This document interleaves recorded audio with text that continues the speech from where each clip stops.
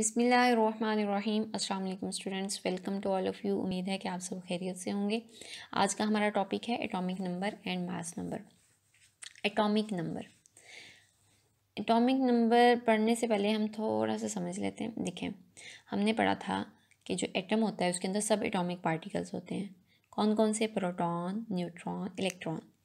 Electron पे होता है चार्ज नेगेटिव, प्रोटॉन पे होता है पॉजिटिव, न्यूट्रॉन पे होता है नेगेटिव। न्यूट्रॉन पे तो कोई चार्ज नहीं होता। इलेक्ट्रॉन पे नेगेटिव, सॉरी मैं गलत बोल गई। इलेक्ट्रॉन पे नेगेटिव, प्रोटॉन पे पॉजिटिव और न्यूट्रॉन न्यूट्रल, नो चार्ज। अब देखें एटॉमिक नंबर, अगर तो हम न्यूक्लियस में प्रेजेंट जस्ट प्रोटॉन को काउंट करें तो उसे कहते हैं एटॉमिक नंबर। एटॉमिक नंबर क्या है? Proton in a neutral atom, proton in the centre of the atom. Proton कितने प्रोटॉन है? 1 है तो एटॉमिक नंबर 1, 2 होगा तो 2, 3 होगा तो 3। इस तरह से ये मेंशन है। हमारे पास हीलियम जो होता है, हीलियम गैस, इसमें नोबल गैस है, इसमें होते हैं 2 प्रोटॉन, तो इसका एटॉमिक नंबर क्या होगा? 2। अब अगर तो हम जस्ट प्रोटॉन की बात करें तो उसे कहते हैं एटॉमिक नंबर। अगर हम दोनों को ऐड अप करते हैं, किन दोनों को? प्रोटॉन प्लस न्यूट्रॉन, सबको ऐड करें। देखिए 2 प्रोटॉन है, 2 न्यूट्रॉन है, ऐड करके कितने हुए? 4। तो ये वाला जो 4 है ये रिप्रेजेंट करता है एटॉमिक मैस नंबर को। ठीक है, मैस नंबर होता है सारा टोटल कर लेना, मतलब न्यूट्रॉन और प्रोटॉन दोनों न्यूक्लियस में जो सबको टोटल कर लिया। और अगर आप सिर्फ प्रोटॉन को काउंट कर रहे हैं तो वो क्या होगा? Atomic number. जैसे ये एक पीरियोडिक टेबल है, पीरियोडिक टेबल में डिफरेंट एलिमेंट्स मेंशन है, ऑलमोस्ट 118। अब इसमें अगर आपने इसको स्टडी किस तरह से करना है, सबसे पहले तो ये H नज़र आ रहा है। हमने सिंबल्स पढ़ा था कि एलिमेंट्स को हम रिप्रेजेंट करते हैं सिंबल से। हाइड्रोजन होता है, H होता है हाइड्रोजन के लिए। सबसे पहले तो ये क्या है? सिंबल है। अब इस सिंबल के ऊपर टॉप में एक होल नंबर होगा, 1 हो, 2 हो, 3 हो, जो भी हो, जिस भी एलिमेंट का, वो उसका होता है atomic number. Means periodic table में आपको ये 1, 2, 3 जो होल नंबर्स नज़र आएंगे ये हैं एटॉमिक नंबर्स। और इसी तरह से इस सिंबल के नीचे ये जो फ्रिक्शनल वैल्यू है ये होता है मैस, रिलेटिव एटॉमिक मैस, ये मैस नंबर। अब इस मैस के नीचे जो नेम मेंशन है, सम पीरियोडिक टेबल्स में मेंशन होता है, सब में नहीं होता। तो ये जो हाइड्रोजन मेंशन है ये क्या है? इसका नेम है। इस तरह से इजी हो जाता है आपको पीरियोडिक टेबल को स्टडी करना। इसी तरह से हमने एक और एग्जांपल देख लेते हैं। ऑक्सीजन, ऑक्सीजन का सिंबल क्या है? O। ठीक है, ऑक्सीजन के ऊपर जो प्रेजेंट है वो हमने क्या कहा था कि होगा एटॉमिक नंबर। अब यहाँ पे सिर्फ ये है कि इनका जो एटॉमिक मैस है उन्होंने ऑक्सीजन नेम के वर्ड के नीचे मेंशन कर दिया, तो इसका कोई फ़र्क नहीं पड़ता कि नेम ऊपर है या नीचे है, लेकिन आपको ये पता होना चाहिए जो होल नंबर्स होते हैं वो हैं एटॉमिक नंबर। और ये जो डेसिमल की फॉर्म में मेंशन है या होल नंबर्स भी हो सकते हैं, ये क्या है? Atomic mass. नंबर कब आता है? जब हम प्रोटॉन काउंट करें, और जब हम दोनों को काउंट कर रहे हैं प्रोटॉन प्लस न्यूट्रॉन, तब हम क्या बात करते हैं? मैस नंबर की।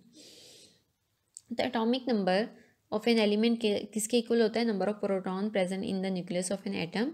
उसको रिप्रेजेंट करते हैं Z से। जितने नंबर होंगे प्रोटॉन उतना उसका एटॉमिक नंबर होगा। अब इस तरह से कुछ एग्जांपल्स दिए हैं। उन्होंने कहा कि जैसे हाइड्रोजन का में 1 प्रोटॉन होता है तो हाइड्रोजन का जाहिर सी बात है प्रोटॉन 1 है तो एटॉमिक नंबर भी 1 होगा।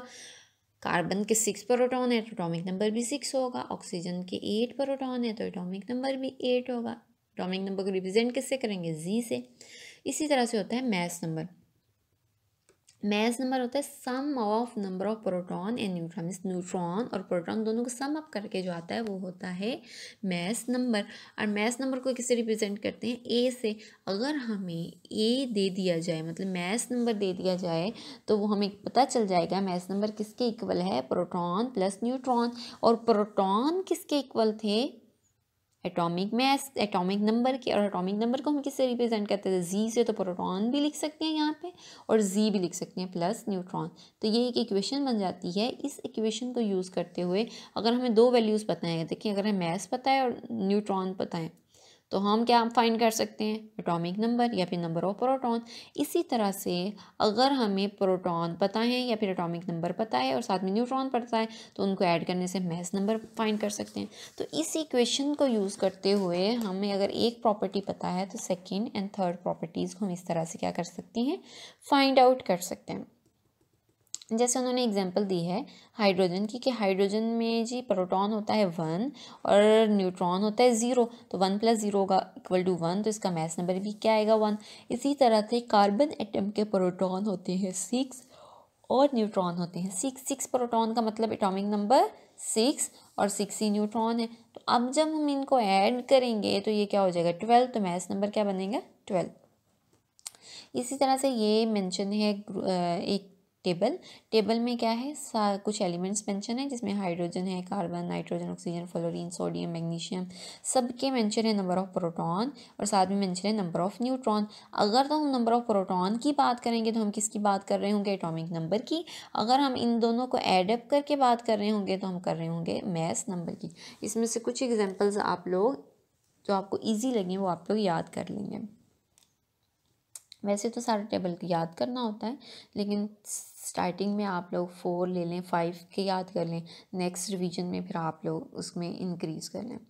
अच्छा, उसके बाद ये एग्जांपल्स हैं। एग्जांपल में वो कह रहे हैं कि number of how many protons and neutrons are there in an atom having. अगर वो कहते हैं एटॉमिक नंबर जो है जो मास नंबर है वो 238 हो मास नंबर, और जो एटॉमिक नंबर है वो 92 है, तो आप बताएं नंबर ऑफ प्रोटॉन और न्यूट्रॉन कितने होंगे। अब देखिए हमें पता है कि नंबर ऑफ प्रोटॉन और एटॉमिक मास एक ही चीज़ है, सॉरी एटॉमिक नंबर एक ही चीज़ है। अब एटॉमिक नंबर 92 है तो प्रोटॉन भी कितने होंगे 92।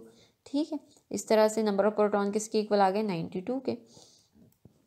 अब हमने फाइंड करने हैं नंबर ऑफ न्यूट्रॉन। उसके लिए हमने जो इक्वेशन पढ़ी थी ए इक्वल होता है z+n। अब n फाइंड करना है तो ये होगा z जो है वो क्या होगा z में जो z को वहाँ से दूसरी तरफ मूव करेंगे तो वो क्या हो जाएगा माइनस का। अगर इसमें से 238 में से -92 कर देते हैं तो उससे क्या हो जाएगा हमारे number of neutrons find out कर हो जाएंगे। इजी सा क्वेश्चन है, इस टाइप के आप खुद से भी 1-2 क्वेश्चन बना के सॉल्व आउट कर सकते हैं, उससे आपकी प्रैक्टिस हो जाएगी। Thank you so much. आज का हमारा ये लेक्चर था। अगर कोई क्वेश्चन हो तो कमेंट बॉक्स में ज़रूर बताइएगा।